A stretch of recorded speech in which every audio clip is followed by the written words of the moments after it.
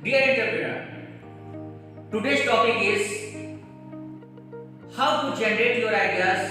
What is the sources to generate your ideas? There are various sources by which you can help to generate your ideas. जैसा कि हम सभी लोग जानते हैं कि आइडिया जनरेट कर लेना इतना आसान और इतना सरल नहीं होता है।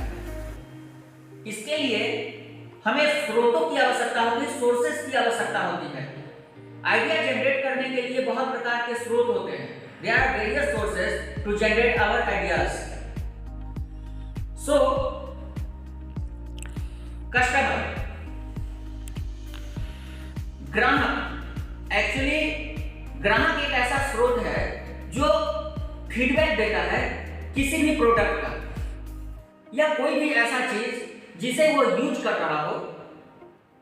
वो कोई गुड्स भी हो सकते हैं, कोई प्रोडक्ट्स भी हो सकते हैं, कोई सर्विसेज भी हो सकते हैं। जैसे एक एग्जांपल के रूप में देख ले कि किसी भी बैंक में अगर कोई ग्राहक जाता है और उसे टाइम से पैसे नहीं मिलते हैं तो उस बैंक का जो फीडबैक है वो ग्राहक खराब देता है।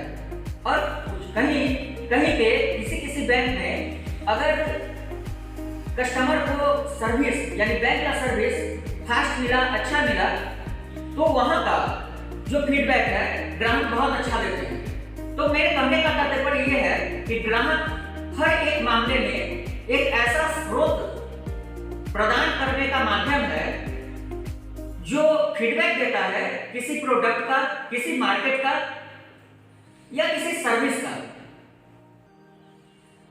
हमारे प्रिय उद्यमियों, अगर आप एक नया एंटरप्रेन्योर स्टार्ट करने जा रहे हैं तो आपको विशेष ध्यान देना होगा कि हम जो आइडिया क्रिएट कर रहे हैं इससे समाज के लोगों को या जो हमारे कस्टमर होंगे, हमारे कंज्यूमर्स होंगे, उनको उस प्रोडक्ट का, उस सर्विस का अच्छे से अच्छा लाभ मिल सके। तो आइडिया जनरेट करने का पहला स्रोत कस्टमर को खुश करना है। अगर आपके कस्टमर आपसे खुश होंगे तो आपका जो जनरेशन है, आइडिया जनरेशन का जो प्रोग्राम है वो एक परफेक्ट आइडिया क्रिएट कर सकता है। दूसरा, आप देख सकते हैं किसी भी सर्विस, कोई भी जो सर्विस ओरिएंटेड स्टार्टअप होता है उसमें सबसे ज्यादा इंपॉर्टेंट रोल अगर प्ले करता है तो वो है कंपटीशन। किसी भी प्रोडक्ट या किसी भी सर्विस का जो कंपटीटर होता है वो आपको एक अच्छा, मतलब उसको कह सकते हैं कि रिस्क मैनेजमेंट, रिस्क को मैनेज करना बहुत ज्यादा इंपॉर्टेंट होता है कस्टमर से डील करने में। मतलब आपका जो सर्विस है वो आपके कंपटीटर से बेस्ट हो, इस बात का विशेष ध्यान रखना आपकी जिम्मेदारी हो जाती है जब कोई आप आइडिया जनरेट कर रहे होते हैं। तो ग्राहक, कंपटीशन यानी कंपटीटर, इसके अलावा और बहुत सारे स्रोत हैं जिससे आपको आइडिया जनरेशन करने में मदद मिलेगी। So feedback is very important to know the current situation of our product or services. Dear entrepreneur, now I can say that if our feedback is good, then I can survive our market। और हम लोग ऐसा भी कह सकते हैं कि किसी भी चीज का, किसी भी आइडिया के जनरेशन, जैसे कोई भी आइडिया जब आप जनरेट कर रहे होते हैं तो आपको सबसे पहले उस आइडिया का रिसर्च कर लेना चाहिए।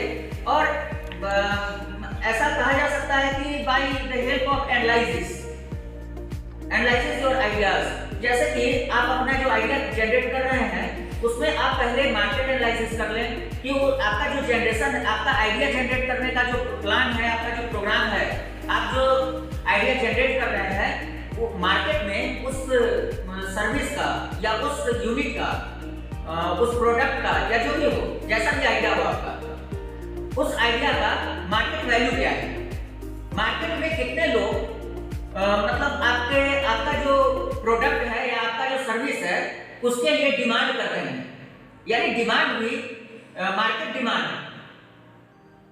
जैसे आप एक बात और कह सकते हैं यहाँ पे कि जिस समय आप आइडिया जनरेट कर रहे होते हैं उस समय में सिर्फ अपने थिंकिंग के अकॉर्डिंग आइडिया जनरेट आप नहीं कर सकते हैं। अपना थिंकिंग तो आपका ये रहना चाहिए आइडिया जनरेशन में कि जो मैं बिजनेस स्टार्ट करूंगा, जो मेरा स्टार्टअप होगा उसका मार्केट पे क्या इफेक्ट पड़ेगा। मार्केट पे इफेक्ट पड़ने का मतलब ये हुआ कि मार्केट को इससे क्या लाभ होगा। जैसा कि आए दिन हम लोग देखते हैं बहुत सारे प्रोडक्ट मार्केट में आते हैं और वो इंट्रोड्यूस होते हैं, इंट्रोड्यूस के बाद ग्रोथ पे जाते हैं और ग्रोथ के बाद मैच्योरिटी लेवल तक पहुंचने से पहले ही डिक्लाइन होने लगते हैं। मैच्योरिटी लेवल तक भी ठीक से नहीं पहुंच पाते और डिक्लाइन होने लगते हैं। इसका सबसे बड़ा रीजन ये होता है कि मार्केट में सबसे पहले जब आपने स्टार्टअप को स्टार्ट किए, आइडिया जनरेट किए, उस वक्त आपने रिसर्च नहीं किया हुआ था, आप कंपटीटर नहीं देखे थे, आपने एनालिसिस नहीं किया था कि आपका जो प्रोडक्ट है, आपका जो सर्विसेज है वो मार्केट पे कैसा फीडबैक देगा। तो इसके जो आप मतलब वर्तमान में जो आप करने जा रहे हैं स्टार्टअप्स के लिए, भविष्य को देखते हुए वर्तमान में आपको मैनेज करना है, तभी जाकर आपका आइडिया अच्छा क्रिएट हो सकता है और आपका आइडिया, आपका स्टार्टअप अच्छा से मार्केट में रन कर सकता है। तो मार्केट में आइडिया रन करने के लिए बहुत सारे स्रोत हैं जिस पे फोकस करते हो, जिस पे ध्यान देकर आप अपने आइडिया को जनरेट कर सकते हैं, कर रहे हैं। वो आपका स्टार्टअप, आपका आइडिया परफेक्ट हो, अच्छा से उस पर शोध किया गया हो, सारे स्रोतों, सारे जो सोर्सेज हैं उसके मुताबिक आपका आइडिया मार्केट में परफेक्ट। तो दर्शकों, मैं आपको ये बतला देना चाहता हूं कि इस सारी समस्याओं का समाधान एडूरूट एसएमई बिजनेस सॉल्यूशन आपको प्रदान करेगी। आइडिया स्टार्टअप्स का जो आइडिया है वो किस प्रकार आप जनरेट कर सकते हैं जिससे फंड लेने में आपको प्रॉब्लम ना हो, फंड राइजर्स आपको आसानी से फंड दे सकें, इन सारी बातों का निराकरण आपको एडूरूट एसएमई बिजनेस सॉल्यूशन के थ्रू मिलेगा। दर्शकों, आज तो बस इतना ही। बहुत समय, our time is very important to our whole life, so समय को देखते हुए आज के लिए इतना ही और फिर मिलेंगे इसी प्लेटफॉर्म पे। लेकिन जाने से पहले आपको मैं एक बात बता दूं कि अगला टॉपिक जो हम लोगों का होगा वो आइडिया स्रोत, यानी आइडिया जो सोर्सेस हैं, आइडिया जनरेशन का जो सोर्सेस है उससे क्या क्या चीज इफेक्ट होता है। फंड राइजिंग तो आपने आज देखा कि फंड राइजर्स इफेक्ट होते हैं और भी बहुत सारे फैक्टर्स हैं जो इफेक्टेड होते हैं। तो इन सारी चीजों को पर हम लोग फोकस करेंगे।